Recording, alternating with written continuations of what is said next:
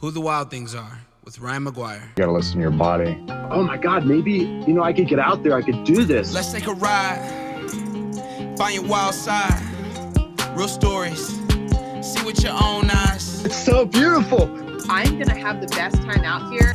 I was in tears. I was like, that's the best, man. Welcome back to Who the Wild Things Are. My name is Ryan McGuire, and I'm here to bring you conversations with the most wild folks on the planet. If you're enjoying the podcast, please leave us a rating and review on your podcast platform of choice. And if you enjoyed the episode, share it with a friend. Appreciate you guys. Let's get it going. What's going on, guys? Welcome back to Who the Wild Things Are. This is the first time we've done a live podcast in quite a while. So I'm super stoked. Thank you, everybody that's been listening to the In-Studio podcast. As always, you can find this show at Who the Wild Things Are Pod or wherever you listen to podcasts. Just a reminder, we have 3 Wild Ride Wilderness courses that are available. You can get those, get more information on those. You can click the link in my bio, go to the Wild Ride Outdoors website, or go through the Survival University website and check out all the information related to this year's classes. So, with that said, I'm going to hop on here and invite my friend Sarah. So, a little bit about Sarah. She is a creator and natural food proponent and a naturalist that is living remotely off-grid and living a really cool lifestyle, practicing a lot of different traditional skills. So, that is why I invited her to talk with us today. So I think you guys will really get a kick out of her story and just kind of the joy that she lives with. She's a very uplifting spirit. So I'm very excited to have her on. Cool. Well, thank you so much for joining. I was just explaining a little bit about what you do to all the folks on here. But I'm very stoked for our conversation, and I've really been following along with your journey for the last couple of years. And yeah, it's been exciting and very inspiring to see the joy that you bring to the traditional skills community. Thank you. I don't know that I can call myself the traditional skills community. Like, I'm not a survivalist, but there are, since I started living on the land and living without a car and without a job and trying to live in a way that was blends with the wilderness and with the wild and that is harmonious, then I started learning a lot, like how to tan hides and making baskets from plants. I still have not made a fire with a bow drill. I tried, and then I was like, I'd rather invent a new way to do this. So, I'm really about thriving and living a luxurious life in the wild. So, I fit in there somewhere, but I probably have a lot of other aspects that I'm trying to create and go for with my life also. Definitely. Yeah, I'm curious, like, before we get to the Wild Things eco farm part of your life, I'd like to just take a step back and kind of think about how you got here, because from what I gather, you had an atypical path, and this wasn't always the way in which you lived. So give us a little bit of like background into how we got to today. How much background do you want? Because we could start with the whole childhood and being disowned by my family and having a criminal, terrorist, neo-Nazi, white supremacist family, and then going to Africa and having all these earth-shattering, life-changing experiences. We could go all the way back to that, or we could start when I first decided to move off grid. I don't know how much, because seriously, my life, I feel like I've lived about 10 lives in this one. Like, if I died tomorrow, I would have been like, but it was awesome. Like, it was, like I did everything. But there's still more I want to do. But so how far back do you want me to go here? I will leave that up to you. I think I personally would love to hear all of it, but I'll leave that up to you with how much you're comfortable with sharing. Well, I'm comfortable sharing everything because I'm a very open person, and I love the Do it. journey that I've done. So if you want to hear the whole story, I'll tell it. Let's hear That's it. it. Okay. So, well, I when I was about 5 years old, I have a memory of, it's a rainy day out and I see all these men in raincoats surrounding my house, and turns out that's the FBI. And they came to arrest my father and put him in prison because he tried to blow up the United Nations building. He was the bodyguard for the leader of the American Nazi Party, and was a huge bully, terrorist, violent criminal, but also an intellectual. And he did have a good side. I mean, everyone does. But so he was put in prison at a young age. So my childhood in Kentucky, I spent a lot of time in the woods. And my childhood was okay, but then he got out of prison and then it became hell. And so I spent a lot more time in the woods and up in trees and in nature, just to have some place where I felt loved and I felt happy, because I didn't feel any of that at home. Then he decides that the Bible says he can have 7 wives. So he moved us to Utah. He got a neighbor woman pregnant while he was with my mom, moved us to Utah so he could be a polygamist. And we moved into this really fancy house that we got for dirt cheap. There was, we had 6 kids at the time, or he did, in a nice neighborhood, but we were really poor. And I was just filled with unbelievable amounts of shame and just really miserable about the whole situation of my dad being a polygamist and trying to hide it from the people there. And, just a lot of violence at home, constantly being beat and everything. But right behind my house was the Rocky Mountains, huge, beautiful, just majestic mountains with a year-round creek of cold water running down the mountains. And so I spent a lot of time up there. And, I used to get really excited if I found a sharp rock or something that I thought you could use as a tool or something, and I was reading books like how I could live in the mountains so I could run away. And I was reading that book, My Side of the Mountain. Probably a lot of people know about that book, and just trying to read about wild plants and stuff, like how can I run away and live in the mountains? And what stopped me was that I didn't know. I used to be sick all the time. I had lots of colds and stuff. And I'm like, how am I going to blow my nose in the wilderness? What am I going to do? And then I was like, and how am I going to get a college education? And so that stopped me. But then, so as high school came around, I started getting a lot of attention for being pretty. And so I really what the mountains gave me as far as feeling loved and feeling something positive, because my home life was hell.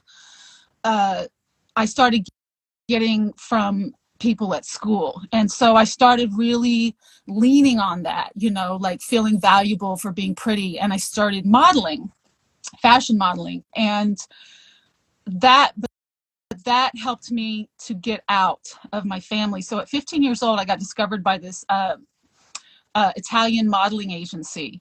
And so I ended up going to Italy at 15. And the only reason my parents let me go is they thought I was going to make them rich, And so, and I thought that was the dream, money and fame and, being pretty. And so I started off in Milan, and then I ended up going to Paris, and I started getting, so one of the things was I really didn't want to get sick anymore because I didn't want to have to go back home. And when I was at home, I was chronically sick. So I started just really cleaning up my diet and just eating so good. And I thought, I should feel superhuman now because I'm just eating so good and I'm, walking and exercising and all this stuff. And I didn't feel all that great. And I was like, why don't I feel all that great? So I was living in Paris at the time, and my career started to really take off. And I was flying all around the world doing photo shoots, in Asia and in Turkey and in the Caribbean and Canary Islands and all over Europe, and working in London and Munich, and but based out of Paris, right? So I'm also trying to like find this sense of health so I don't have to go back to my family. And I'm around 16 at the time. And I went to visit an aunt and uncle in Kentucky who owned a health food store, and my aunt had just become a massage therapist, and she gave me a massage, and it just blew my mind because I'd never been hugged by my family. I'd just been beaten constantly. I used to, have to hide all the welts on my body when I go to school. And to have this positive touch, I was just like, oh, this is the most amazing thing ever. And also, her husband, who was a little wacky, turned me on to this book about fruitarianism, about how the only thing man was meant to eat was fruits and nuts and fasting. And I was like, that's got to be the answer. That's why I don't feel superhuman, because I should just be eating fruits and nuts and fasting. So I started fasting, and I did like 3 weeks of fasting on fruit juices. And then I lived for an entire year off of fruits and nuts while I was modeling, living in Europe. But I ate a lot of cashews and avocados and, fatty foods. And I actually did okay. I had a lot of blood sugar imbalances because of it. But I did okay. But I was getting thinner. But that actually helped me to work more as a model. So yeah, my career was just going crazy. And I was obsessive about cleaning myself out because I thought that was the answer and that's what I needed. And over time, I started hating modeling, like absolutely hating it. Like it was so empty and people only cared about how you look. And, the money just, and the money was great. It bought me my freedom. But because I got that massage and it blew my mind, I was like, that's all I care about. Like, I just want to feel good. I want to be happy and I want to feel good. And I don't feel that way, in the whole illusion of money and fame. Not that I was famous, but I was on magazines and, stuff. So it wasn't what I thought it was. So I gave it all up and I went to massage school in New Mexico because I saw this ad that said, study massage in enchanting New Mexico, and had a picture of a Native American pueblo. And I was like, wow, cool. So I gave up the modeling and I went to massage school. It was a 6-month course in New Mexico. And while I was there, so just before that happened, I saw an African dance performance. This was before hip hop was a thing, like a mainstream thing. And that's how old I am. So I saw this performance and it blew my mind. I mean, they had live drums and the dancers, the women were just fierce and so powerful and so it was so raw and primal, but at the same time, these women looked like they were seeing God. I mean, just so much joy in their eyes and just so much light. And I was just like, I literally cried when I saw this performance. And I was like, I turned to the lady next to me. I'm like, do you think white people can do this? Which is funny now because, white people do hip hop and all that stuff. But back then that wasn't the case at all. So I went back to Europe, but this was before I left Europe, and I found some African dance classes and I became obsessed and I started studying it. So then when I went to New Mexico to go to massage school, I found an African dance class there. And that's where I met my son's father, who was a Mexican man who was drumming for an African dance class. And the connection between us was just like fire. It was just absolute fire. And he changed my life. Not only did I have a son, but he was very much in touch with his indigenous side. Very earthy, very primal, very good with making things with his hands. And, he used to take me on walks through the river and through the mountains. And we'd spend a lot of time in the hot springs. And so I went from being like this suburban Utah girl, very disconnected from my body, very disconnected from, anything that had to do with just being down to earth, and he taught me how to make things with my hands and how to play drums. And it was a mind mind-blowing experience. I mean, he absolutely rocked my world. So much passion, so much love, so much just earthiness, you know, in the most exciting ways. And it made everything that I had in the modeling world just seem like garbage, like it was nothing. Like, so here I have this life with this man who was poor, and I was poor. And, you know, it was just phenomenal. The nature connection, the passion connection, the music connection, the arts, all of that. And and then I had a son with him, which changed my life in so many ways. But, you know, I was a very damaged individual, and so was he. And a lot of really negative things played out. And you know, as I started standing up to him more, then he started going towards other women because he didn't like being challenged. And so I left him. But I was still doing African dance, and I was so obsessed with African dance because the dance moves had so much to do with connecting to everyday life, living on the land.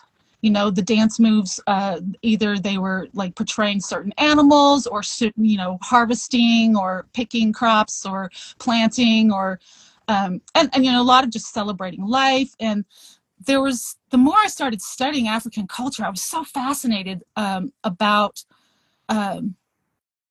how the culture, it was just like everything tied in together. Like dance wasn't just a performance thing. It was a way to deal with stress and to raise your energy levels and to celebrate and to bring community together and to express feelings and, you know, all these things that had a really important role in the society. And I was like, wow, that's amazing. And so I actually had, at the time in New Mexico, there were no Black people doing African dance. And so I actually had Black people hiring me to perform in front of all Black audiences African dance. It was just really bizarre. And I'm like, how did I come from this Nazi family and then go to this? It was just wild. But I was really passionate about it. And there was actually a Haitian woman who saw me dancing and hired me to perform at her restaurant, her Caribbean restaurant, and all that. So after I left my son's father, I was just diving more and more and more into African dance. And I saved up every penny I had. I was so poor at the time. And I actually went to Africa to an African dance camp that was held on an island just off the coast of Guinea, West Africa. And so when I was on the plane going there, I was like, there were all these very modernized African people on the plane, you know, in their suits and dressed real nice and talking in French and stuff. And I was like, oh no, I wanted to go see in Africa where people were still living, you know, close to the land, where their dances were, you know, reflected their daily life, and they got their food from the land, and, you know, all that. But I wasn't let down, because when I went there, you know, I was in the city of Conakry, and then I went to an island. We had to take a little motorized canoe to this island. And I was camping out on the beach with other American students and students from around the world too. And we were learning African drumming and dancing on this island, dancing on this dirt ground with all these drummers. I mean, the drums are so powerful. I don't know if you've heard much African drumming, but it's just powerful. It just gives you so much life and energy. And so I was just like in this dream being there. And then the guy who held the dance camp, he was from there, but he had been living in Sweden. And he and I mean, it was the same kind of connection I had with my son's father. It was just straight fire, like, whew. So we had this wild, passionate relationship, and I'm on this island, you know, dancing barefoot in the dirt and drumming. And, you know, it was just like heaven. It was heaven on earth. And then it was hell because I had attracted, you know, all the negative stuff I grew up with my father. I was carrying that with me, and it was, you know, everywhere I would go, I would find that in my relationships. And here it was again. And I went into a really dark place, and then I got malaria and I almost died. And Whoa. That, yeah, it was really intense. And his family, well, he saved my life, and so did and his mother, because I got to a place where I was so sick I couldn't eat anything. Everything I drank, I sweated out of me. I was in a lot of pain. I was just was losing they gave me quinine for the malaria, but the quinine started to kill me because my system was just so completely empty. And so he had to take care of me, he had to bathe me and help me go to the bathroom, everything, because I was just so dead, so gone. And I started to realize I was going to die. And I was like, there's something wrong here because I don't care. Like, I was so tired of how hard my life had been and how much I'd been just like trying to keep my head above water. And so I started praying for a reason to want to live, because I have a son and I don't care that I'm going to die. Like, that's seriously, something's wrong. But that's how tired I was. I was tired of being heartbroken and all that stuff. So I started praying, I'm like, God, just give me a reason to want to live. And right after that, his mother came in the room and she just grabbed my head and she just held it in her lap. And I just felt my body just be flooded with love. Like, I just felt all this love flew through me. And I realized I had never felt that from my own mother. I had never felt that in my entire life from my mother. And it gave me this reason to want to live. And I was like, I want to be able to give that to my son. And as soon as I decided that I wanted to live, then Abdullah, my boyfriend at the time, had come back with some doctors he found, and they gave me an IV injection, and it brought me back to life. And Wow. But it was beautiful because I realized when I was dying, I was like, it's easy to die. It's so easy. You just go to sleep. Most people live their whole lives afraid of dying. And I was like, if I'm willing to just let it all go right now, why don't I just go for it? Like, why don't I just freaking live? Mm-hmm. Just balls out, go for everything I ever dreamed of. Because I was just going to let it all go, And so that was a really amazing, life-changing experience for me. And then I came back to the States. My boyfriend, Abdullah was his name, the African guy. He was living in Sweden. I went to visit him there. He was going to be teaching African dance in LA. So I decided I was going to come to LA to see him. And then I just realized I wanted to, and I started going to LA and going to all these African dance classes. And then I decided I wanted to try and make it in the film industry to make money so I could buy land and raise my son in nature, because that's all I really cared about. I just wanted to be in nature, but I didn't have the money for it. So things with he and I fell apart. We're still friends to this day, but that all fell apart. But I ended up moving to LA with my son. And then in LA, I started taking a lot of acting classes and dancing classes, and the acting classes were really therapy for me because I was so dead inside in so many ways and emotionally, and the acting helped me to dredge up all these emotions. I started writing a lot. I actually started rapping. One day I was walking down the road and I heard these guys in a cypher of freestyle rapping, and I was like, oh, that's so me, because I'd been writing all this poetry. And so I started doing that, and then some people heard me, and they were like, oh, I'm friends with this big time producer. I'm not going to mention names now on here, but I'll take you to him And, there was a really shady industry, and I didn't think I was really that good at the time, and so I didn't go for it. But that gave me an outlet for an enormous amount of rage, because before then I was just such a victim, So I had all this, and then I found this therapy. It was like a body-mind therapy that helps you to release repressed emotions in your body. There was a woman doing it, and I had been suffering from so much depression and just in a lot of emotional pain, trying to raise a kid by myself while being poor, and then also having these big dreams, So something in me told me that was going to help me. So I started doing this therapy, and I was working as a massage therapist in different spas, and that's where I met this woman.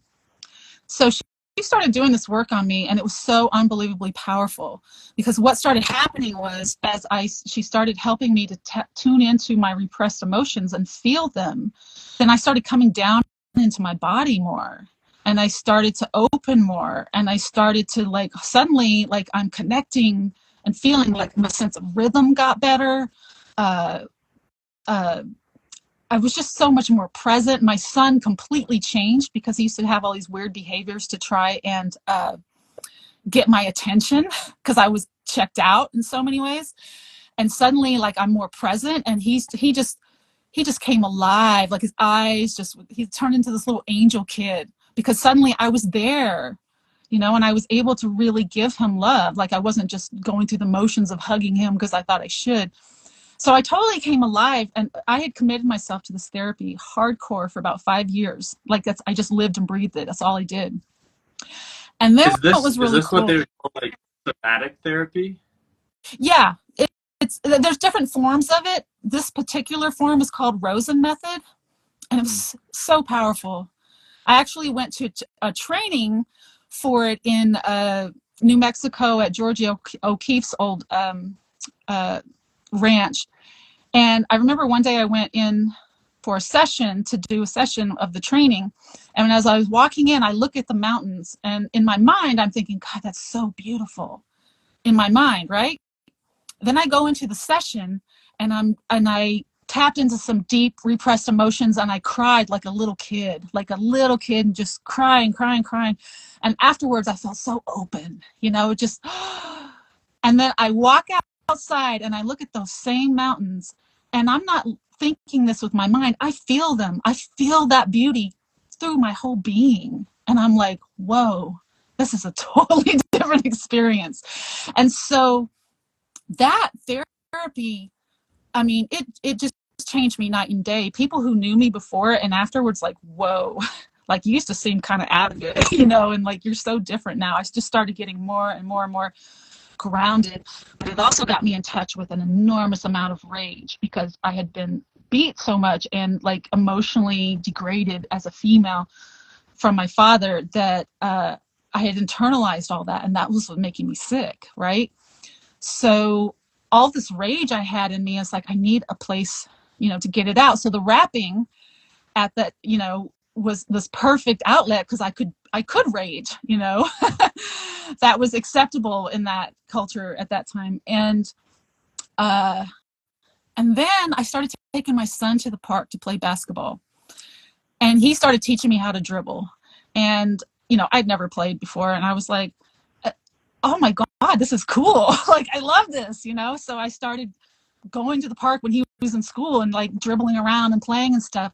And then guys started asking me to play against them. And then I started beating them all. And I'm like, what the heck is going on here? And then I started beating guys who were college basketball players, who were way taller than me, who'd been playing their whole lives. I mean, I started beating 95% of the guys I played.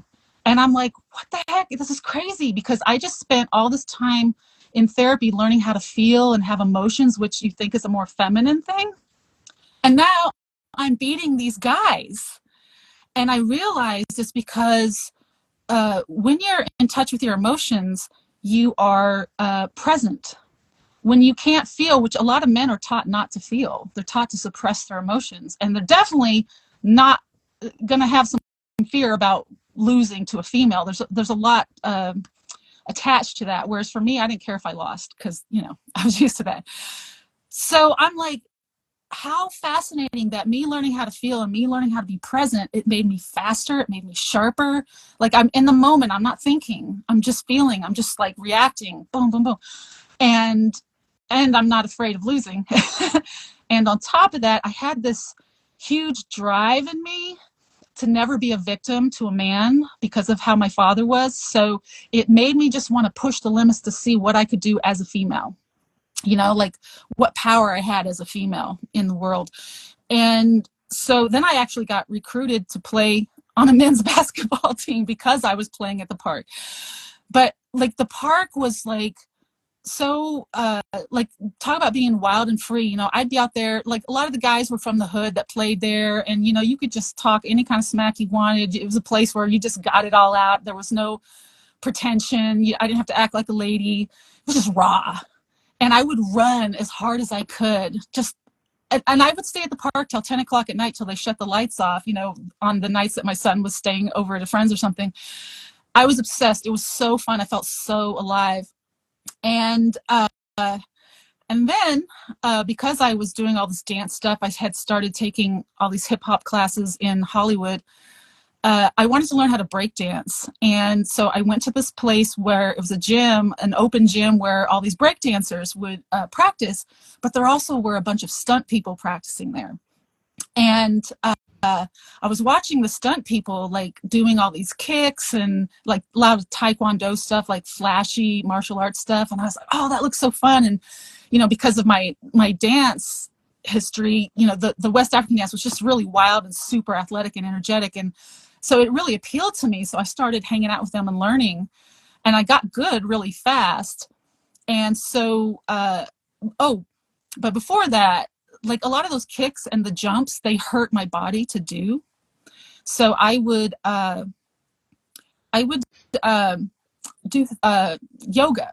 So I spent like 3 years from the time I was like 31, 32, up until 34, 35, doing yoga all the time to try and release all the tension in my hips, because it felt like just dead weight. Like it was hard to jump. And most people think when you get older, everything gets harder, right? And you're slowing down. But I felt like, no, this is like repressed emotional stuff that's fear and anxiety and stuff that's making my hips so tight and so dead.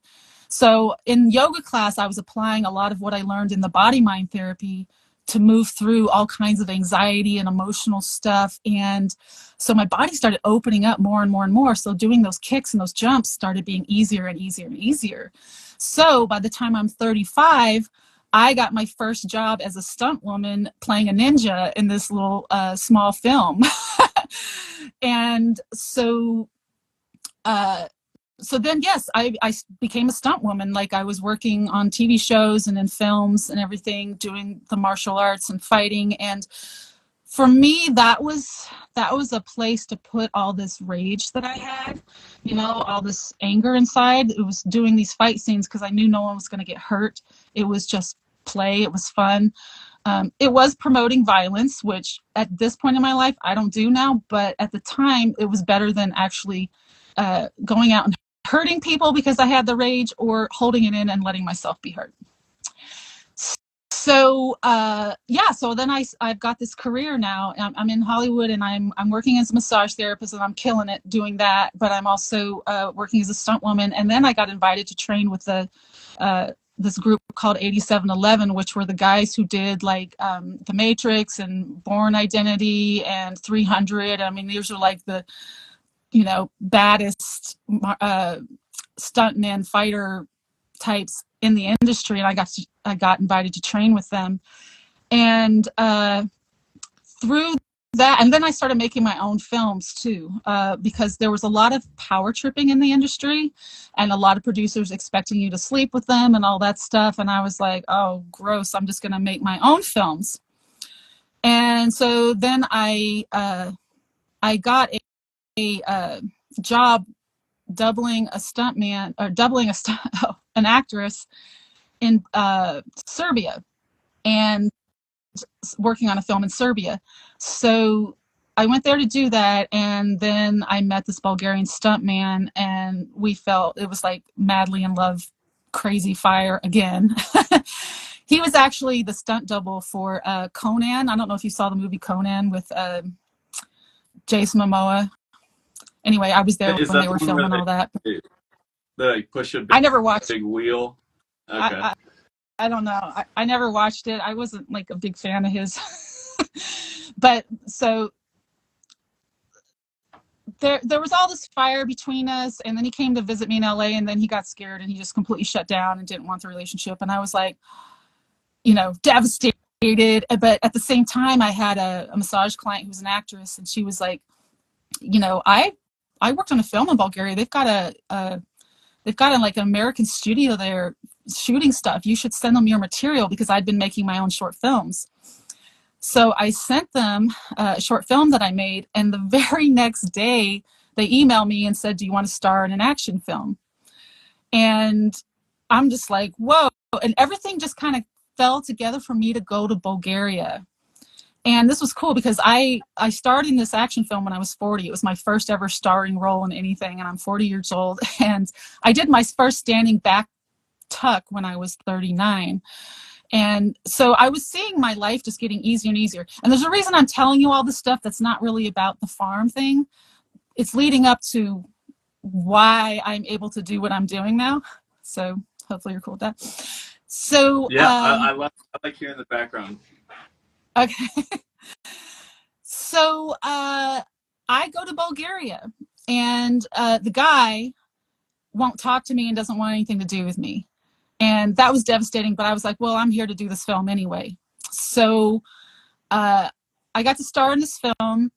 I got to choreograph some of the fights myself. I did all my own stunts and all of the fights. It was a horrible, horrible film, but I got to do some really cool action. And, you know, that was awesome. But it was all very creepy. Like, the producer was trying to get me to sleep with him, and, you know, just all that gross stuff. I thought they were going to take me serious because the film that I sent them, you know, I wrote it, I directed, I starred in it, I rapped my own music in it, you know, like I choreographed the fights, I did everything. I thought they were going to take me serious. No. And so I stayed there for a year, working on a bunch of different films. And during that time, you know, and I was totally heartbroken. I spent the whole year just crying all the time. But this girl took me to a village that she grew up in Bulgaria. And Bulgaria was only just, at the time I was there, it was communist just 20 years prior. So the walls just kind of came down, and so they were more open to other things in the world. And so there was a lot of old school ways of being. Like, most of the people that lived in the city had family in a village where they grew food, and, you know, were all very much connected to the land. And the land there was gorgeous. It was so beautiful, but the mentality was horrific. And the communist buildings were like putting a knife in your chest. They were so depressing and so ugly. But then you'd be like walking down the streets in this one city, and there's cherry trees everywhere, and it's like absolute paradise. But the buildings themselves were just like hideous. And it was very kind of depressing place, actually, but the land was incredible. So I, when I saw this village that so this girl took me to a village that she grew up in, and it blew my mind because, you know, when I was living in Hollywood, I was trying to eat the cleanest, best, most, you know, high nutrition food possible. It was just very, very, very expensive because I was training to be this athlete. You know, I wanted to be superhuman, and I wanted to put the best things in my body possible. And yeah, super expensive. And then here I am in this village where they grow their own food, and there's fruit dripping off the trees everywhere, and people are bringing me honey from their bees and juice from their grapes and cheese from their sheep's milk that they milked and everything. And I was just like, oh. And because I had had my heart broken so much, and it was just really like the industry, why I went there, you know, wanting this fame and fortune and money and being in the industry, I was so like, ew, it's just gross. And then having my heart broken, I was like, I don't want to get bitter. I love the love that I felt, you know, it felt so pure and so beautiful. And I'm like, I want to stay in that state. So when I was in her village and I'm in all this nature, I'm like, this is the feeling. This is the feeling. It's like pure. It's like soft. It's like loving. It's like so beautiful, you know, the feeling of being in nature. And this is what I want. And all this healthy food, it's everywhere, you know? And so I decided that, you know, that's what I wanted. So while I was still in Bulgaria, I started working on projects to try and turn trashy, empty lots into like urban gardens and stuff. And then I got hired to work on a film that they hired me as the stunt coordinator, and that caused this huge uproar because only the men, it was very like the whole man-woman thing there was very different than the United States as far as, you know, men were super macho, and there was only one stunt coordinator there that he controlled everything, and he didn't allow other stunt groups to even get into the films that came through there. And then so when the production company hired me to be in charge of all these guys who don't, you know, not used to that, it was kind of a big deal. But I ended up doing it. I was the stunt coordinator, I was the fight choreographer, I was the actress and the stunt woman. and I was in charge of all these guys, and it was like, it was exciting, it was a big deal, but I, through this whole process of me trying to find my power so I wouldn't be a victim to someone like my father, learning to play against men and learning to fight against men, and then being in charge of all these guys, I started to see the limitations of like physical male power. So, like I'm training with these guys who they were called the alpha stunt team, like they were the alpha males, and they were very physically just masculine, and just, like the Spartacus, these are those guys. They were just, ooh.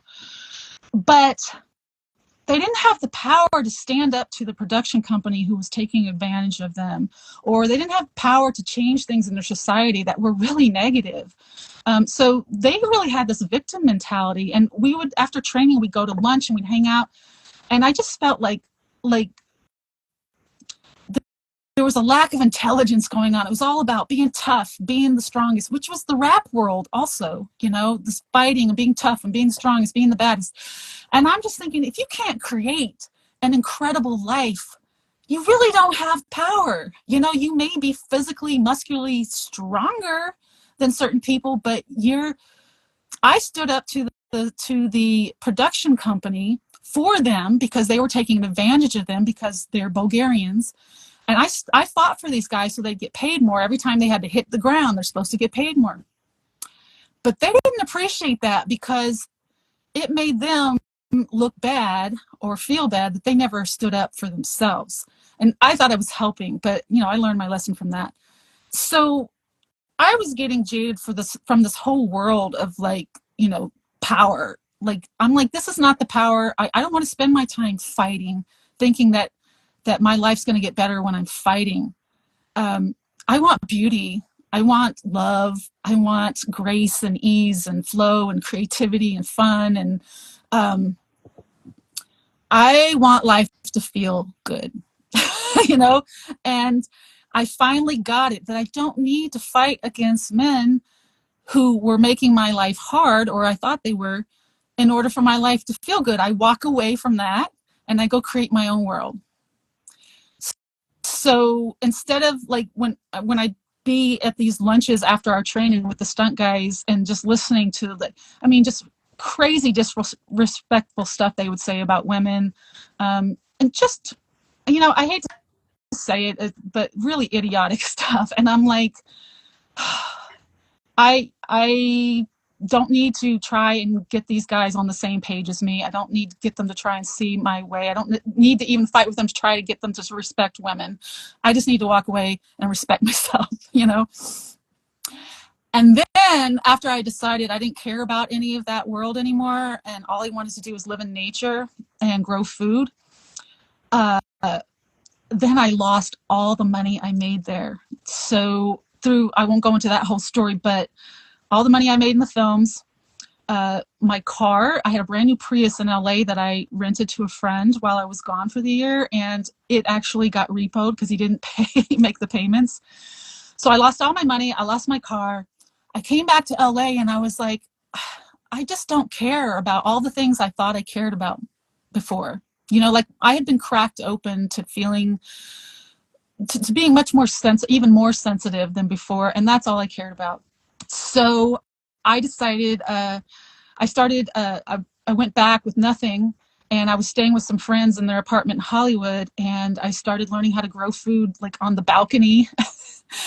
And then I witnessed a raid on a raw food co-op, and I went and filmed it. And I interviewed people, and I started finding out all this crazy stuff about our food industry and things I didn't know, about the factory farmed meat and stuff with the milk, the dairy industry and the bovine growth hormone and Monsanto and all this serious toxicity with our food system. And I was, my eyes were open, and I was like, oh my God, I can't rely on the system, the amount of control that was going into our food system. So I started really having this desire to grow my own food. And then I got invited to move to a house in Pasadena where I could help them transform it into an urban farm. So I did a ton of work on that to transform their place into an urban farm. And then I wanted to expand more. I wanted chickens and goats. And so then I just started moving out into the countryside. At this time, I still don't have a car, right? And I move out into the country to stay on a ranch. And I was hoping to learn how to grow food out in the kind of desert where it was cheaper to get land. And I was hoping to work towards getting this land that I had seen in a town nearby. And so on this ranch I was staying on, and I'm riding my bike to get to a bus stop, to get to town, to get food and stuff. And I'm just living off of faith because I didn't have any money, but occasionally I'd get residual checks from the stunt work I was doing, and I didn't have a car. And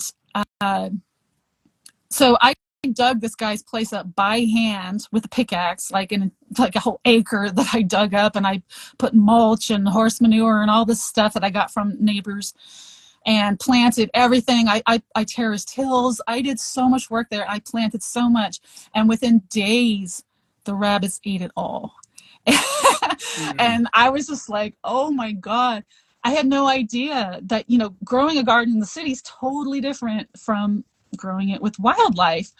And it got me to start thinking a lot about how the heck do you do this? And it's not in my mentality to fight against the wildlife. I feel like they deserve to be here, but why is this so out of balance? Why is this so hard?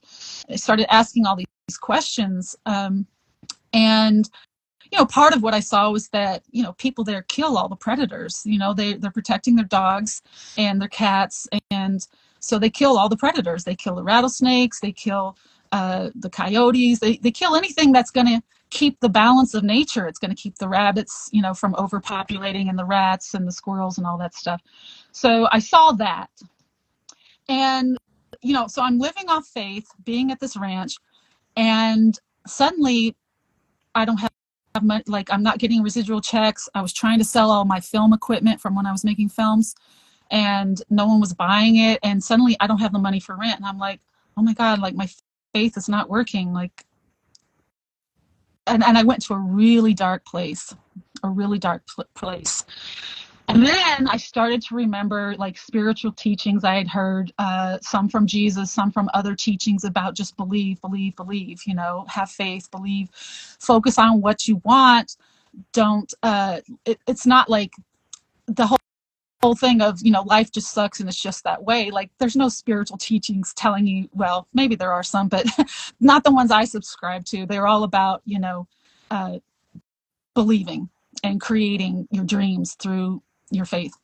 And so I sat down and I thought, if I could have absolutely anything right now, what do I want? And what I wanted was to get a room for rent in exchange for work on this ranch in this town that was way over the mountain range from me, which was close to this land that I wanted to work towards buying. And so I was focused on that, but I'm like, how is that going to happen? Because I have no money. I don't even have a way to get over there. I have a bicycle. And I looked on the map. There was a dirt road down the road from me. And I look on the map and I can see that dirt road, and it looks like it goes over that mountain range to this town. And I'm like, And I just had a really strong desire to go. And I'm like, I don't know what I'm going to do when I get there. I have no money. I have nothing, but I feel the strong desire to go. So the next day I get on my bicycle and I have a little bottle of water. It's the hottest time of year, like the hottest time of year. And all I bring is one bottle of water, which is dumb, but I was in this flow of energy of just feeling it. And so I get on this bike, I'm riding through the mountains. It's like this dirt road going through these mountains. And I came across this tree, huge, lush green tree covered in cherries, like millions of cherries. And I'm like, how is this possible? My jaw was on the floor. I'm like, I'm in the mountains. There's nothing here. It's the hottest time of year. There's no irrigation. How does this tree have these cherries?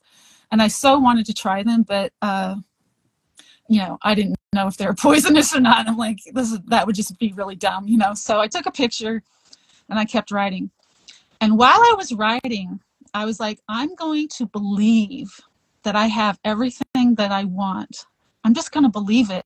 I'm going to feel it in my body, like just feel that I already have it. So with every pedal of the bicycle, I'm just feeling this, that everything that I said I wanted, I had. And I'm cruising through these mountains, and I finally come out the other side, and now I'm out of water. And I still got this really long hill to go up and then go back down to get to this town. And all along the road, I met people who filled up my water bottle for me. And then I saw some more of those trees, too, with the cherries on it. And so eventually, I ride my bike down into this little town. It's a little town. And the first person I meet is sitting outside of this little gift shop having a yard sale. And I start talking to her. And she offers me a room for rent in exchange for work on her horse ranch. And it's right next to the land that I wanted to eventually buy. And she's like, but I need a $250 deposit. And I was like, okay. I had no money, but I was just like, okay. And she's like, I'll give you a ride home. She put my bike in the back of her truck, gave me a ride home. As soon as I got back to the ranch, a guy who had moved into another room there says, hey, I have a truck. I can help you move. And I started getting phone calls, people wanting to buy my film equipment. So I sold my film equipment. I got my money. The guy gave me a ride to this ranch. Now here I am. I moved into this ranch. And then as soon as I got to that ranch, there's a guy living in the back house, and he heard my story and how I rode my bike over there and stuff. And he's like, my ex-girlfriend's like really into this stuff. You should meet her. He brings her over. She hears my story, and she's like, I have a truck that I never use. You should just drive it. So she started loaning me her truck, and that was the only way I was able to do anything because I was so far from town there. And so living on that ranch, I started learning, all kinds of things about, I had a little corral where I started growing food and learning how to compost. And I cleaned the horse stalls. That was my job. And I was throwing away tons of horse manure. And I was like, this kind of feels dumb. Like this stuff is so valuable. Like I could compost it. So I learned that I could hot compost it. Like in just a month and a half, I could turn that horse manure into compost, into really good growing soil. So I started doing that, and then I started selling it, and I was always sold out. And I started learning how to grow stuff, and then the woman who owned the place, I started getting into power trips with her. She kind of wanted me to be her little slave. And I felt like I was reliving my childhood with my mom in certain ways. And I was like, oh, I really want to move on. I want my own place. And I want to be able to like grow food and build and, do all these things I'd been learning about that were like permaculture or sustainable living things, off-grid living things. And right after I decided that, this guy shows up at my door that I had done a little construction work for because he had seen me. Actually, when I lived at that ranch, it was the first time I learned how to use power tools from some of the workers there, because the previous ranch I lived at, the owner would not let me use power tools because he was afraid that I would hurt myself and sue him. So I had learned how to use power tools. I actually had a local guy hire me to do some construction stuff with him. He shows up and he's like, so, what are you doing? And I was like, oh, I'm just thinking about how I want to move. And he's like, well, what are you looking for? And I'm like, I just want a place where I can just do what I want to do, and I wanted to have a good road access, and I wanted to be able to have my compost business and certain things that I wanted. And he's like, well, I know this place. It's really creepy. Like, I wouldn't want to be down there alone, but, the guy who owns it, he can't move down there. He bought it, but every time he tries to move stuff down there, it gets vandalized. There's a lot of like drug activity going on down there and all this stuff. And he's like, he needs like a security guard, and, he'd probably exchange you rent for that. And I was like, let's go see it. So he takes me to this place, and it's like this huge isolated canyon that has a train going through it. So there's like a train tunnel, and on one side is a big wash where the river flows when there is water, and the other side was just stark desert. And then up on the hill was this old house that had been painted with graffiti and vandalized and everything, and it was just a really, really creepy place. But I was like, I see potential here. And what I saw was A, freedom, like I could do whatever I wanted. B, I felt resonance with the creepy place because part of me felt like this abandoned, neglected, abused child, and that's what that land looked like. And I felt like maybe I could transform it and myself, So he takes me to meet the guy, and I just don't like this guy. I'm just like, ugh, night and day like mentality. And he just creeped me out, and stuff he said I just thought was ridiculous. And I was like, you know what, I don't think it's a good match. And then he practically begged me. He's like, no, I think I could learn from you, and you can do whatever you want here. And so then I was like, okay. So now I've got this couple of acres that he said I could use across from the railroad tracks. That's just completely isolated, empty. No one's, there's no electricity, there's no sewage, there's no power. I mean, I already said that. There's nothing there. There's not even water.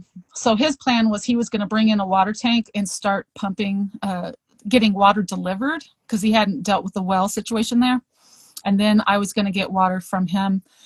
And so I needed a place to live there, and I found a shipping container. It was a 40-footer that was cut in half that this guy was willing to sell me for $500. And I'm like, cool, will you deliver it too? And he's like, okay. So he's supposed to deliver this shipping container to me on this property. And the day before, I realized I don't have anything for him to even put this shipping container on. Like I need railroad ties.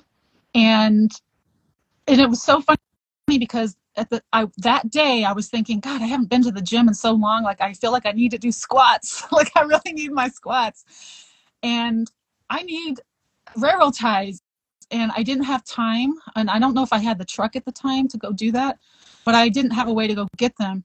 So I went bushwhacking through this property. There's a bunch of just dry shrubs and stuff. And guess what I came across? Two huge railroad ties, like the old school ones that are like, over a foot wide. I mean, they're huge, like they don't sell them that big anymore. And the way I moved those, it was like 200 feet or something. I had to move them is I squatted down, I picked up one end and walked it over. And then I squatted down and picked up the other end and walked it over. And so I got my squats and I got my railroad ties, and I moved them myself into place. And the next day he brought the shipping container and put it there, and I started camping out in this thing. I couldn't go back to the farm because I didn't have a car all the time. I didn't have the truck. I had it occasionally to use. So here I am out in this isolated canyon by myself, camping out in this half cut open shipping container. And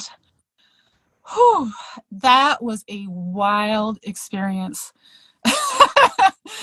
It was a wild experience. I mean, all the stuff that happened there, it was like my initiation.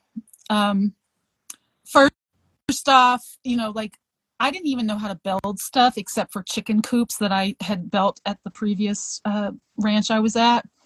So I was just like going online trying to like figure out how I can turn the shipping container into a house. And so I'm camping out and it's cut open. I've got the owner of the property telling me my face is going to get eaten off by coyotes. And, he walked around with a gun all the time. He was scared of everything there. And then I'm dealing with the crackheads that would come down there at night. Like every single night, there were people that would come down there to do drugs. And he set up a gate. I was a security guard, so I had to deal with these people.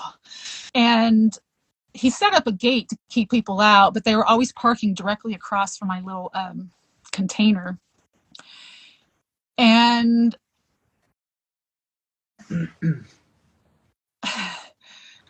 just all the memories coming back. I'm like, it was so much. So a lot of what was happening, like I was learning how to build stuff. I was learning how to grow stuff. I started setting up the horse manure compost. I started mixing the compost I made from horse manure with the sand of the desert there. And I started growing gardens and fruit trees. I did a ton of rock work. There was rocks everywhere because it was like a riverbed. And I moved all these rocks, and I built like water flood prevention like zones, and around my little container. And I built like a water harvesting pond, so when the river flooded, it wouldn't flood me out. And I started building stuff to make it beautiful. And the more I started making it beautiful there, the more I felt the energy change there. And like the people that were coming down there, like that got a little easier. But I mean, it was funny. There were the guy who owned the property gave me a baby chicken that was abandoned. And so I'm sleeping in this container, me and a baby chicken. And there would be people coming down there at night that didn't know I was in this container because there were zero lights. It was pitch black. And they were used to coming down there and there was nothing there. So when they came down at night, they couldn't see me, but I could see them because of their lights of their car. And so it's just me and this little baby chicken in there, and I'd shine my lights out, and then I'd hear them like, oh, fuck, and they're all like running to their car and jumping in the car and running away. And I mean, there were people who wrecked their cars and rolled them down the hill there. There were guys that came out there and started fires because of fireworks that I had to go put out. There were landslides. There was so much that went on. And then I had my rattlesnake initiation where I had, so I had zero experience with rattlesnakes, zero. And I was always terrified of snakes growing up. And so the first time I see a rattlesnake, it ate a baby chicken of mine. And the owner came with his little snake grabber and moved it. But I literally shook the whole night after that from fear. Like I mean, every bad thing I'd ever heard about rattlesnakes was like in my head. And I was just like, but I was committed to not fighting against them. I was committed to observing them because I feel like, well, they belong here. I had this belief that nature is very genius, that it was created perfectly, and that if it seems imperfect, it's not because I need to control it or dominate it or change it. It's because I need to learn something about it. So I started, just trying to be chill and just observe the rattlesnakes and, not fight against them.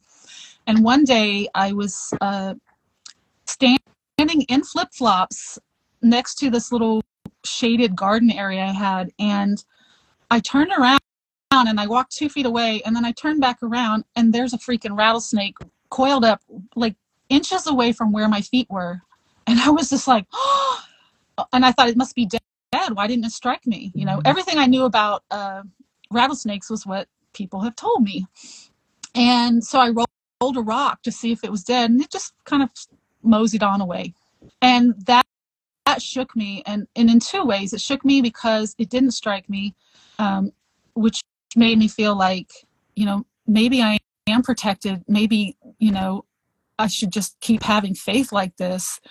And also just that maybe what I've been told about rattlesnakes isn't necessarily true. Like they're not just these vicious animals. So that gave me a lot of confidence. And then I just started seeing them everywhere. I was literally surrounded by rattlesnakes. I'd be out digging and I'd come up out of the hole that I was digging, and there's a rattlesnake right there that had been sitting there the whole time. Or I would be digging a hole and there was all these pots behind the hole. And, after I'd been digging for a while, then I noticed, oh, there's a rattlesnake sleeping right behind those pots. Not rattling at me, not causing any problems. I had free range chickens that liked to be under my shipping container house during the day because it was hot. And a rattlesnake did too. There was a big rattlesnake that lived under there with them. Didn't bother them. They didn't bother it. And then I had one living on my porch, and I walked past it like, it was behind a pot, but it would sleep there every night because that's where the mice would come to get water at night. And so we coexisted. I named her Georgina, and and you know, at night she would move from underneath the shipping container over to the chicken coop. This was after she had been just sleeping in this one place. Then she started moving over to the chicken coop once nighttime came, so she could get the mice that would come for the chicken food. And you know, I was out grilling outside, and here comes this huge rattlesnake out from my house, coming straight towards me. And I wasn't afraid because I knew what she was doing. Like, she was going to the chicken coop. She wasn't trying to attack me, you know, so she went to the chicken coop. So I had so many rattlesnake encounters that just proved to me over and over and over, like, these snakes just want to eat mice and rats. They're not trying to attack me. They're not trying to hurt me, you know. And so I really learned to chill out about that. I started learning how to build my place. So my place started becoming like this little paradise. And then I met a girl who was at the lumber store that I used to go to buy supplies. And she's like, "What are you doing?" You know, and I told her, and she's like, "Oh, I always wanted to do that." And so we became friends, and she tried to rent some land from this guy also, and he wanted way too much money. He was providing nothing. So she came and lived on my land in a camper, and we got goats together. And then I met a guy who was one of the graffiti artists from, like, back through the train tunnel.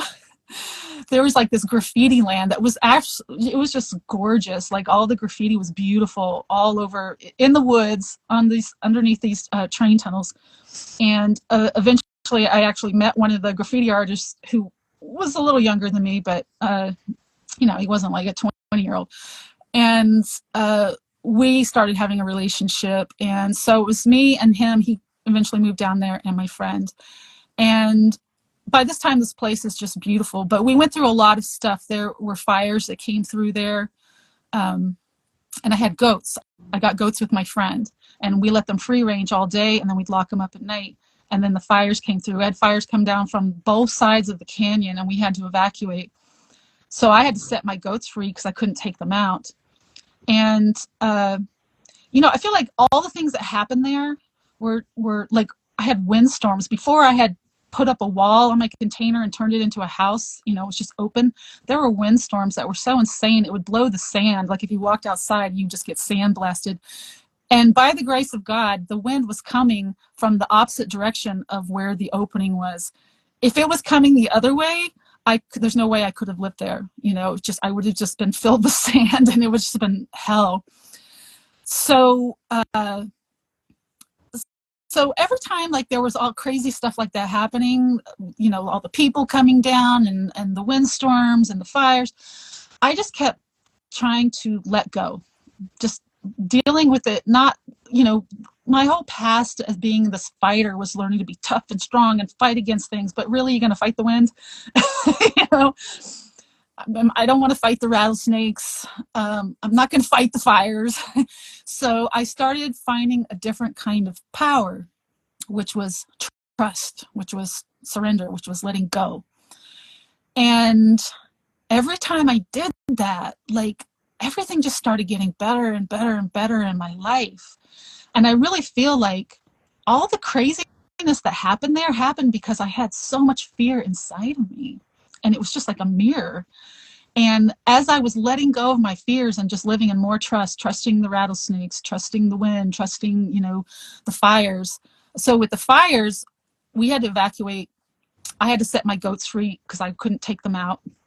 And when we come back days later, I didn't know what to expect because they'd always been locked up at night. They were just hanging out by my house, totally fine.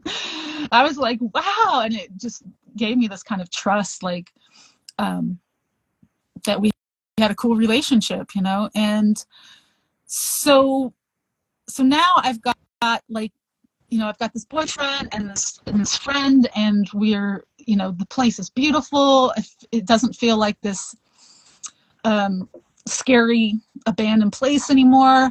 And then the guy who owns the property decides that he wants more money for it. And he did all these shady things to get it. And I was like, you know, you told me I could do whatever I wanted with this property. and you provided nothing, you know, and I put my life on the line. I was out there sleeping, you know, in this container by myself with all kinds of shady characters coming down there, having to deal with them. Yeah, no, I'm not going to pay more money. So, and I was so angry. I was so angry, you know, like very, very, very angry. And a guy, I was talking about it on my Facebook at the time, and a guy said, you know, he's your teacher.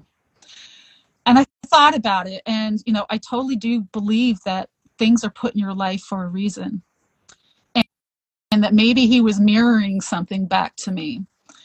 And that I needed to somehow love this man instead of hate him. And I'm like, but how? How can I love this person? And then I realized the only way I could love him is if I didn't feel like a victim. Like if I felt like I could just move on to something better, then boom, easy, you know? I don't need to hate this man. I don't need to be totally consumed with hate. And so I started really working on thinking that way and believing that way. And then we found, my friend and I found this place where I'm living now online.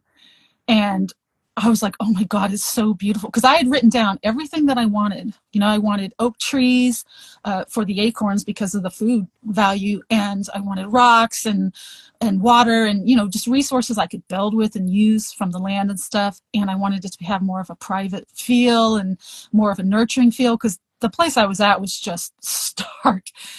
But while I was at that place, I had done a ton of research about that tree that I had seen with the cherries. And I found out that it was the seeds inside those wild cherries are a staple food that Native Americans used. And I was just like, oh. And so at the time when I was trying to grow food on his property, I'm like, farming is like slavery. Like, it's hard work. It's a lot of work, and just having to fight against the wildlife and all the caging and all the fencing. And I'm like, I'm not feeling this, but I need to be able to grow my own food, because I don't believe in our food system anymore. So then I started looking into more how the Native Americans did things. And so when I found out about those trees, it was like a revelation, because those seeds are like 32% protein. It's like a staple food that grows on trees in the desert without irrigation. And I'm like, this is a revelation. Like, this is huge. This is so huge. This is going to help me to live off the land, you know, without needing all the machines and all the irrigation and the plastic pipes and, you know, all the work. So I had been getting more and more and more into that mentality and learning about that. And so then when I wrote down everything that I wanted in land, you know, the oak trees were one of them, because I knew you could eat the acorns. And so we were looking online and we found this property, and I was like, oh, but it's way too far away. Like, it's so far from LA. I still had an occasional massage client that I worked on, and I really didn't have much. Oh, I didn't tell you this though. After I built my place, this guy saw the owner of the property needed to build a deck on his place, and all the guys he hired kept flaking on him. So I was like, well, I mean, I could try, you know, you don't have to pay me that much, because I don't really know what I'm doing, but I'll try. And so he hired me, and I killed it. Like, I built this 35-foot by 8-foot deck with railings and a roof and doors and stairs. Well, no, I didn't build the stairs yet. This guy who was a construction worker, a builder, saw what I built at his place and hired me. And he built really artistic, like, decks and beautiful redwood stuff in LA. And so he hired me to work for him. So I learned how to build stairs from him and decks, and, you know, even more than what I did for this guy. And just how to build really high-end work and stuff. And he actually gave me a raise when I was working for him. And so I worked for him for a few years. And then, you know, I got to the point where I was like, I'll only work 3 days a week, because this is like slavery. You know, like, I love physical work, but only when it feels good. Once it gets to the point that you have to start drinking, which, you know, I don't drink, but that's what all the guys would do. No, it's not fun anymore. And I just want to make I want to make myself happy, you know? So if you want me to work for you, I'll work for you 3 days a week. But if you're not, you know, whatever. So I ended up kind of moving on from that, but because I learned how to build the stairs and stuff, the owner of the property, so I found this property that I'm living on now, right, online, didn't have the money to move here. And this, I found this property after I decided that I was not going to hate the owner of the property, right? And just got out of that vibe of hatred and just started believing I could do better. So then I found this place, and then with my friend, and I was like, I don't know how the heck we're going to buy it. We came to see it, and it's 20 acres, super cheap, but it's really remote. There's nothing here, but there was a well. And so I told the realtor, if it's meant to be, it'll happen. And we went back, and my friend told her mother, who had been seeing everything that I had built and created at this off-grid place, and she offered to carry the loan for the land. And at the same time, the guy who was formerly my enemy, who owned the property, gave me $2,000 worth of work to build a chicken coop for him, and he also hired me to build some stairs for him. And then he loaned me $2,000 so I could move. So everything just fell into place beautifully. And so my friend, my boyfriend, he was an artist. He was, I don't want to say bad things about people, but he just, me and my friend, we were kind of like the guys. We handled all the business. We built everything. We did everything. Mainly it was me. My friend, when we moved here, she actually, this is a shipping container studio. She actually researched how to do electrical solar power. So she set up she did all the wiring and everything herself just from learning it online. And my house has no power. And I love it that way, actually.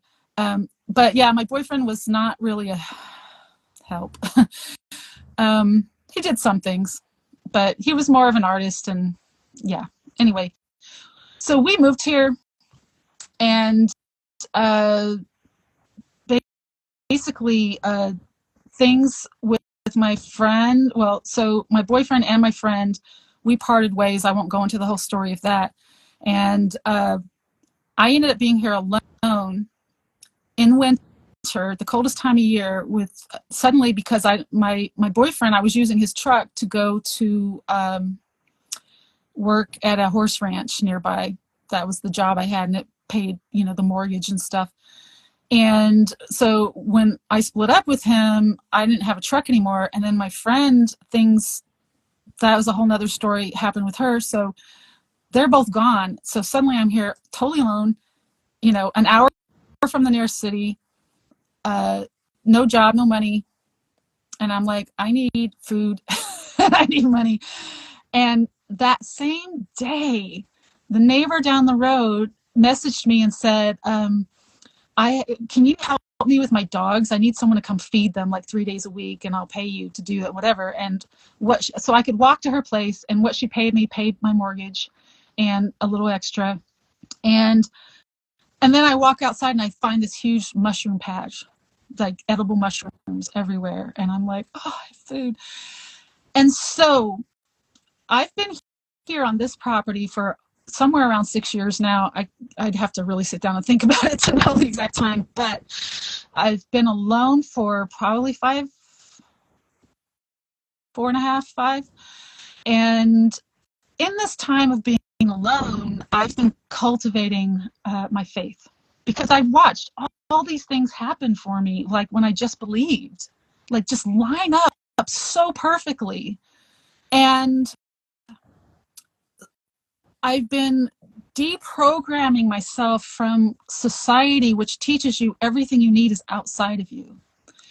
And what I'm finding is everything I need, I create by believing I have it, which may sound really out there, but I've watched it work over and over and over. And so being here alone, I have manifested food. I had people just randomly showing up left and right, just bringing me stuff. I wasn't asking for any of it. I've had a few times where I didn't have food for days, and I was like, okay, well, I guess I'm fasting, And easy, and that's great. But if you don't know when you're going to have food again, or where the money's going to come from for it, or whatever, then it was easy for me to go into kind of my childhood program of, feeling abandoned and, go into this negative state.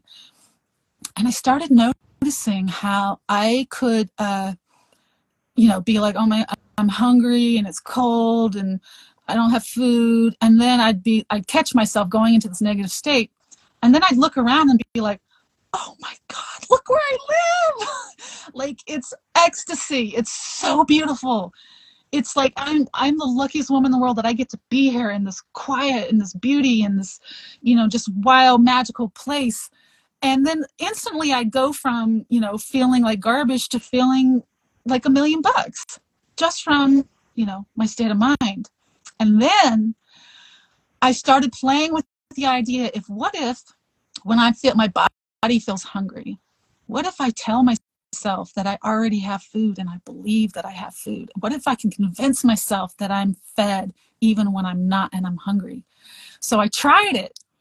And so I go from feeling hungry and deprived to suddenly feeling not hungry at all because I changed my state of mind. And then within like a really short amount of time, like less than an hour, someone just randomly shows up and is like, hey, I got this huge bag of nuts. Do you want them? That was like gold. And so I'm watching this stuff happen and I'm like, this is incredible. If I could just live here. So I don't have a car. I don't have a job. If I could live in this beautiful freaking paradise and manifest everything I need because I believe I have it, what a dream. And maybe that's why, because I'm always asking myself, why is it so hard for humans to live on the land? All the animals can do it just fine. They get everything they need from right there. They don't need people working jobs they hate in factories to have the things they need. They don't need to drive to jobs. They don't need to create all this trash and garbage, like everything they need is right there. I want to live that way. Why can't I live that way? And so I've had so many experiences here just show me over and over and over that whatever I believed my reality to be is what it became. Like my boyfriend that lived here, he had a hard time. He used to watch a lot of horror films, and his mind was in this negative place often, very often. Like there's monsters behind every tree or something, And for me, I'm like, it's like rainbows and butterflies. And most people would think that I'm naive because I'm here without a gun, by myself, without fences, without a dog. And they would see that as dumb and naive. But I know, because I don't fear it, it's not a problem. And it never has been. Where I know people who have guns and dogs get robbed, up here and have all these issues. I don't have any of those because I don't put my energy there. I don't feed that. So I've been building everything from the ground up here with my own two hands. I've built earth ovens. I've done tons of stonework with stairs, and I'm inventing new ways to do things from the land. That's a lot of what keeps me excited and, entertained, I guess, is just finding new ways to do things that are harmonious with nature. But mainly what I'm finding is like creating beauty. Like whenever I create something, if I make it beautiful to me, that every time I see it, I'm like, I feel amazing. And so what I'm finding about is, and that's what I really want to share with people that want to live closer to nature or live in nature or be wild again, is that it's not just about, specific skills. Those skills are important, but it's about your mindset, which, a lot of people say and know, but I'm taking this to a whole new level of mindset. It's not just about being positive. It's about believing in your own power to create the things you need because you believe in them. And so I've been having, when I first came here, I couldn't grow anything because my well water was killing stuff and the rodents were eating everything I tried to plant. And I started working on changing my mentality from like a lack mentality to an abundance mentality. I even started doing meditations where I would just sit and feel the rain, like believe that rain was coming, and it would freaking rain. And so the creek, I have a dry creek bed here. When I bought this property, they told me that it only ran, they hadn't seen it ran in years and years and years. And then it ran, and then it ran again, and then last year it ran twice. And I have watched this place become more and more abundant, and I'm watching like the wildlife helping me. Like when I had the fox family that moved in with the babies, they were taking care of all the rodents around here. And then with more rain coming, I could actually grow stuff because I didn't need my well water, and it was washing all the salts that that made the soil so you couldn't grow in it out. So as I've been changing my state of mind, and I'm getting in this more abundance and empowered place from internal power, not from the power of fighting against anything or trying to control anything or working hard. And that's the thing. People are like, oh, you work so hard because I've built so much here. And I'm like, no, that wasn't work. That was fun. I don't work when it feels like slavery, when it's not fun. Everything I do is because I'm passionate about it and it's fun. And when I create things that are beautiful, it's all creating this energy field in me, which I believe is real. All of nature is like an energy field. The animals respond to your energy field. Everything responds to your energy field. If you keep that energy field in a really positive place, it's just like everything just flows. You're in the flow. You're in the flow of positive energy. So that's what I have found. So I'm able to do an enormous amount of stuff here by myself. I was even rolling like 300-pound boulders, hundreds of feet up my driveway. And it was fun because I wasn't going to do it if it hurt or if it felt bad. I was going to do it because I want to feel like, what am I capable of? This is fun, just to challenge myself, and thinking I'm only going to move that boulder like 5 feet a day. And, I could get a guy to come help me with a machine, but I was like, it's not really in line with my whole like I want to not depend on fossil fuels. I want to live off this land without depending on all that stuff. And so I started rolling this freaking boulder, and I rolled it up the whole driveway. It was like, 150 feet or something. I don't know, in an hour, like a 300-pound boulder. And then I felt so proud.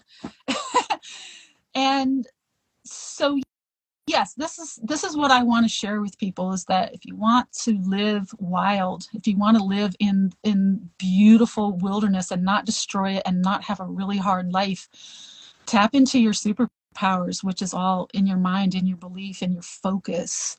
Because I'm just watching really cool things happen. I don't know if you saw my video about the bobcat. Did you see that one? I haven't seen it, no. Okay, so the more I'm in this mindset of believing that everything's working for me and not against me, I'm just seeing it happen. And I planted a mesquite tree outside of my door. And recently, at first I was like, this tree's not doing so great. It looks like the soil is just too much clay. It needs more aeration. And then next thing you know, there's a freaking gopher making little holes under the tree and around the tree. And I noticed that, and I was like, I wonder if it's going to eat the tree. Like, will it kill the tree? I know it will kill fruit trees, but I didn't know if a mesquite, if it would do that. And then I'm sitting in my studio here one day, and I look out, and there's a bobcat walking right past my window, and it's like on the prowl. And then it pounces on something and it pulls it up out of the ground. And then it walks up on my hill and it turns around and it stares at me. It stares at me for like 2 minutes, like for the longest time. And it's got a gopher in its mouth. Like, it came and saved my tree from the gopher, but the gopher saved my tree from the compacted soil. And these are the kind of things that are just happening all the time because I believe in it. Yeah. And that's what I want to share with people, is that. And there's a whole school of thought, law of attraction and stuff. And a lot of people think it's woo-woo or just not tuned into it. But if it can make a single female who's over 50, living alone, without a car or job, in the wilderness, have an extraordinary life and easy life, something worth looking into. No, I agree. And I think what stands out when I watch your stuff is truly just like how joyful you are. Because if you wrote on paper all of the projects that you've done, it would look like a lot of work. But when you talk about it, it doesn't seem like you're working. It seems more like play. It's all play. Yeah, and I'm a super, super sensitive person. I love being feminine. I love wearing dresses, and I love just, easy, graceful things.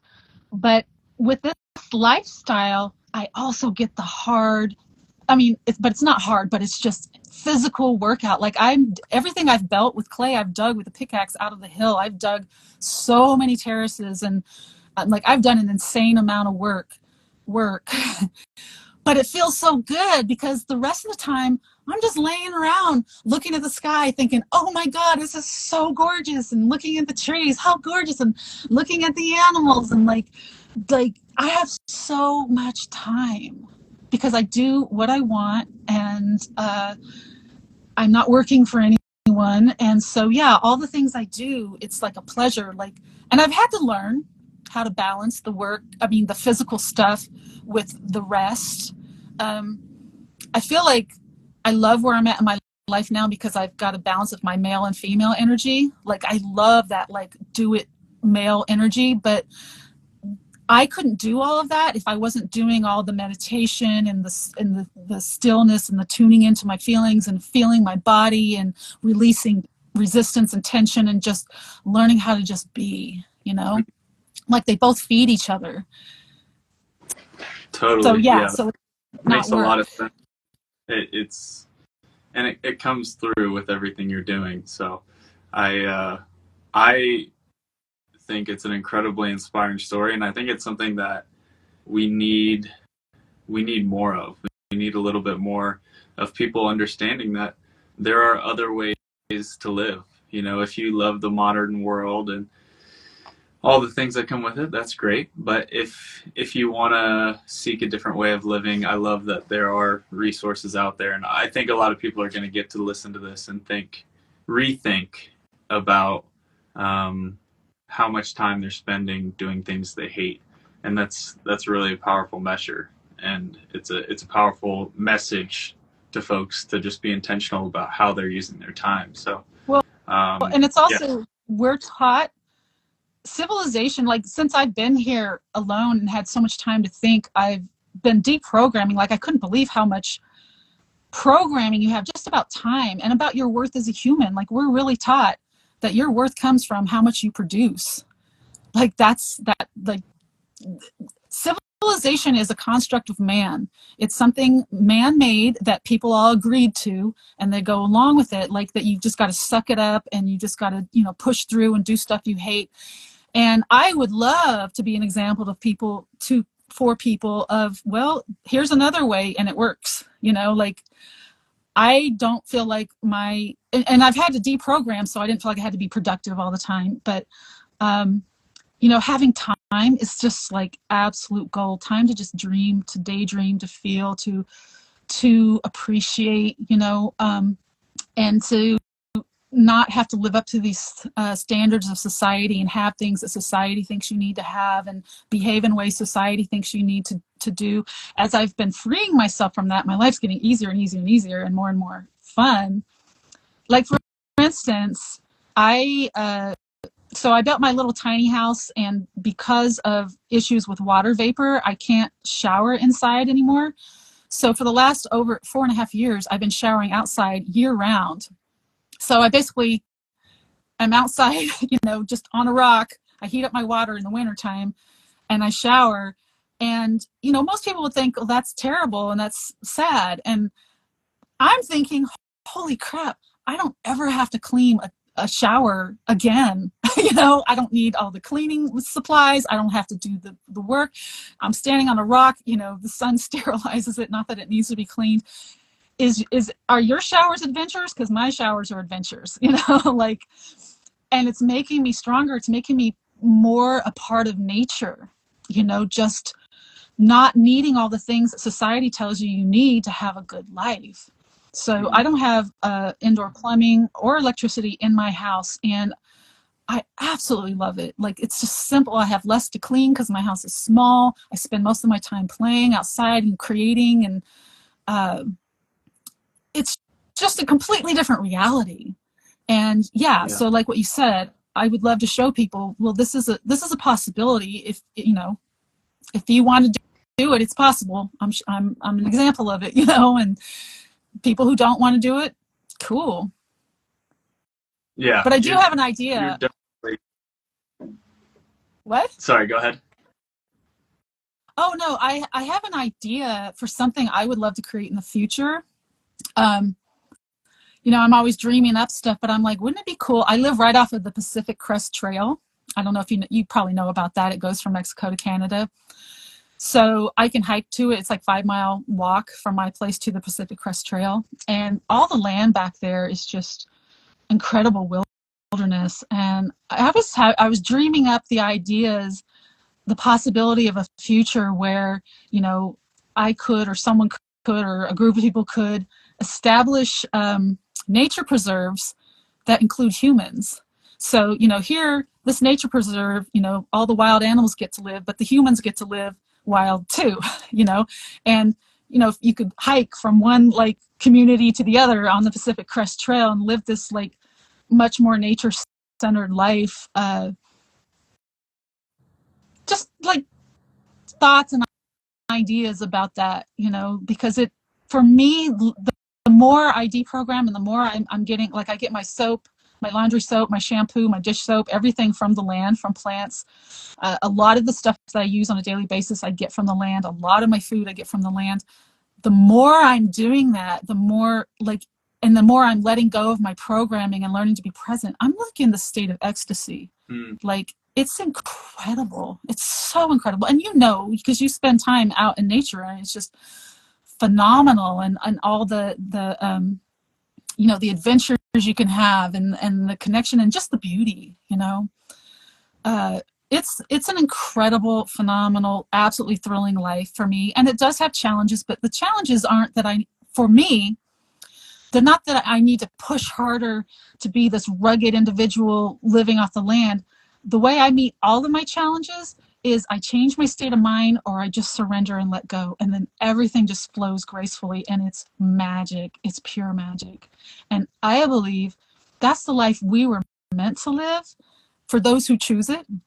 And it's 100% possible. It doesn't have to be hard. It doesn't have to be a struggle. We just have to learn how to use our powers, really, of focus, so you're not focused in a negative way. You're not focused on fear. Learn how to use your mind. Learn how to tap into your connection to the divine. From my experience, that's how I share that with people. But well, thank you so much, Sarah, for sharing it with me and everyone else. It's a beautiful story, and I think there's so much more to unpack here, but it was a great conversation, and I look forward to hearing more about your story and your farm moving forward. Awesome.